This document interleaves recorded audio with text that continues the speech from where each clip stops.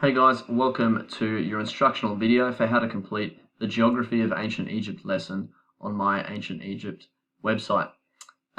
Make sure you go ahead and click on the link in this video to access this website. So let's jump in. So you're to know and to be able to. So I want you to write these down at the start of each lesson as a bit of a heading every time you see them. So your to know for this lesson is the Geography of Ancient Egypt. And you're to be able to is explain key locations of ancient Egypt and the Nile. So by the end of this lesson, this is what you need to know, and this is what you need to be able to do. So go ahead and write that in your books as your heading. Your first job, guys, is to watch this video by Crash Course on Ancient Egypt, but only watch up until 3 minutes 20, because after that it covers some more of the topics we're going to cover later in the unit. So that's a bit of an introductory video. Your next job, guys, you have 3 activities you need to complete. So there's the map, which I'm going to show you now, some questions based on activity 1, and then finally finishing off your title page if you haven't finished, or playing the Kahoot located at the bottom of this website as well.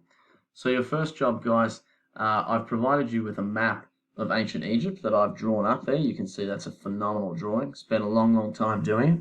And I've given you another worksheet, much like the timeline one, where there are gaps in this map, and you have to use the map that I have given you, this one here, to find the answers to put into the spaces here.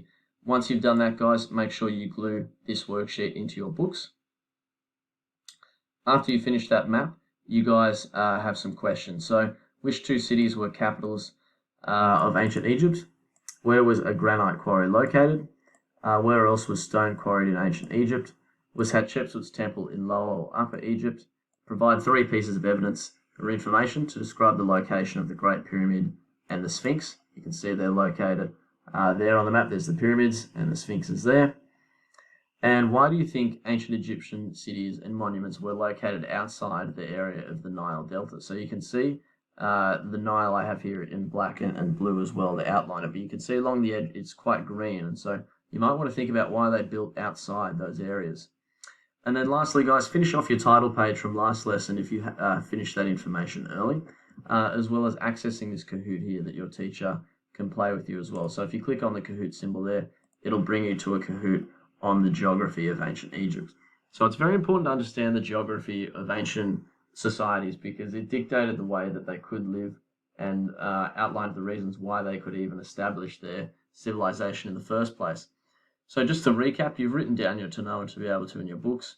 You've watched the first 3 minutes, 20 seconds of this introductory video here. You've filled in the gaps of your map worksheet by using my map of ancient Egypt here. A bit funny how Lower Egypt is actually north and Upper Egypt is south, but that's what they thought because that's the way the Nile flowed into the ocean. Then you've got your 6 questions here that you answer in your book, and then you've got a Kahoot you can play as a class as well. I'll see you guys for our lesson on the Nile, which follows on from this lesson. And always, if you like my teaching resources, please make sure you go ahead and subscribe to my YouTube channel to stay up to date with any changes that I make to existing sites like this one, this Ancient Egypt one, or you want to stay updated on new sites I make and new videos I make as well. Thank you, guys.